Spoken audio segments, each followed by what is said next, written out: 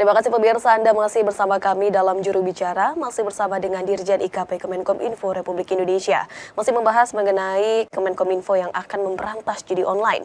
Pak Dirjen, lantas bagaimana sebenarnya seperti apa modus yang digunakan para pelaku judi online untuk bisa menjerat masyarakat? Dan apa yang kiranya harus dilakukan oleh masyarakat saat menemukan konten judi online tersebut, Pak?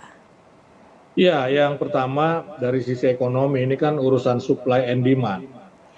Ya, jadi para bandar katakanlah begitu judi online ini seperti memahami ya bahwa di Indonesia banyak orang yang gemar judi online dengan berbagai motif. Ya, ada yang karena mungkin sudah dari sananya menjadi hobi, ada yang karena kebutuhan ingin mendapatkan kebutuhan itu atau memenuhi kebutuhan itu secara instan dengan istilahnya itu ya bertaruh di judi online begitu. Nah, tetapi di sisi lain juga ya artinya apa? Dari tingkat dari keinginan masyarakat yang cukup tinggi untuk terlibat dalam judi online ini kan demand-nya tinggi, tuntutannya tinggi begitu. Sehingga disediakan oleh para bandar itu instrumennya. Apa itu? Ya judi online tadi itu. Ya juga dibalik. Ya bisa juga dibalik, jadi karena supply-nya tinggi, ya banyak judi online tersedia di ruang media sosial, maka kemudian banyak orang yang terjerat, yang ingin coba-coba.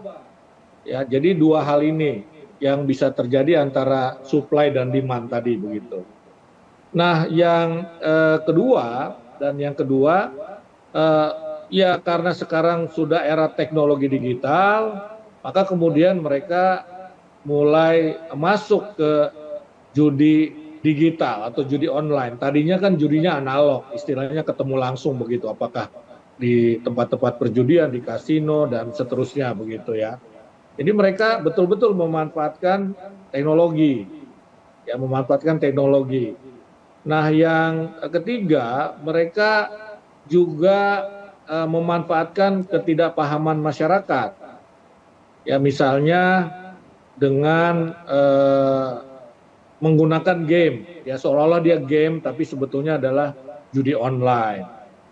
Nah, yang keempat, mereka tentu mengiming-imingi para penjudi atau para pemainnya ini dengan kemenangan lah kira-kira begitu. Nah, biasanya ini di permainan pertama, kedua, ketiga, keempat ini orang yang memainkan judi atau main judi ini ya biasanya menang dia. Ya, untuk membuat orang ini kecanduan. Tapi seterusnya di yang ke-6, ke-7, ke-8 dan seterusnya kalah. Ya, memang kan jarang orang yang kemudian banyak uang ataupun kaya karena judi, mungkin tidak ada ya begitu. Ya, tetapi dipancing dulu oleh si bandar ini dengan kemenangan berturut-turut dalam mungkin 4 atau 5 kali. Nah,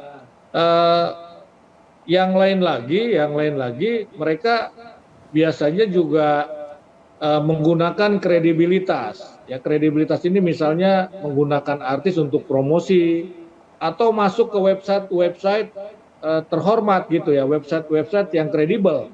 Apakah itu media? Ada loh satu media yang disusupi oleh judi online, ya media di daerah, atau masuk ke situs resmi pemerintah.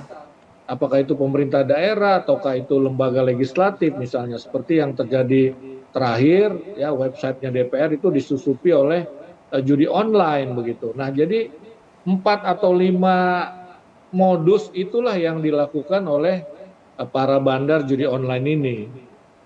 Baik, memang dengan modus termakan iming-iming, salah satunya dengan kemudahan yang malah justru ini menyesatkan, ini justru malah merugikan masyarakat banyak gitu ya Pak. Kita juga patut curiga begitu ketika mendapatkan uang dengan mudah, ini tidak sepatutnya untuk dilakukan begitu ya Pak Dirjen. Kemudian Pak Dirjen dalam suatu kesempatan Menkominfo Budiari juga memberikan instruksi kepada seluruh satuan kerja di lingkungan Kominfo bahwa untuk tidak terlibat dengan aktivitas judi online.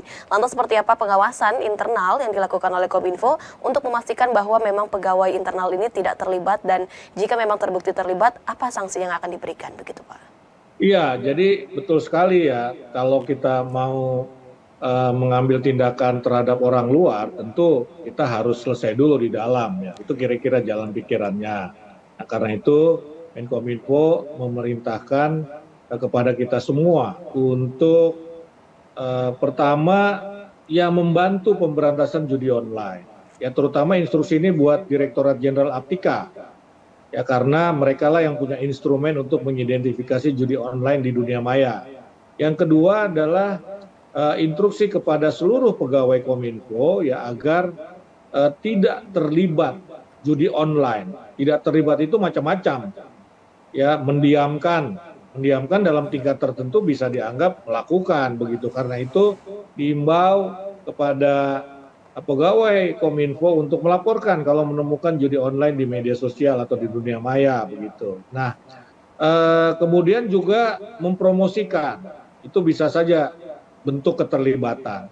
Dan yang ketiga ini yang lebih parah, kalau ikut main juga begitu kan, ya ikut main juga. Kita ini kan harusnya sebagai aparat pemerintah yang bertugas memberantas judi online, ya masa kita yang terlibat begitu. Kita sendiri dulu dong yang harus bersih dari keterlibatan dengan judi online itu, baru kemudian kita bisa membersihkan orang lain. Sanksinya apa? Ya tentu saja sanksinya akan dilihat berdasarkan keterlibatan dia.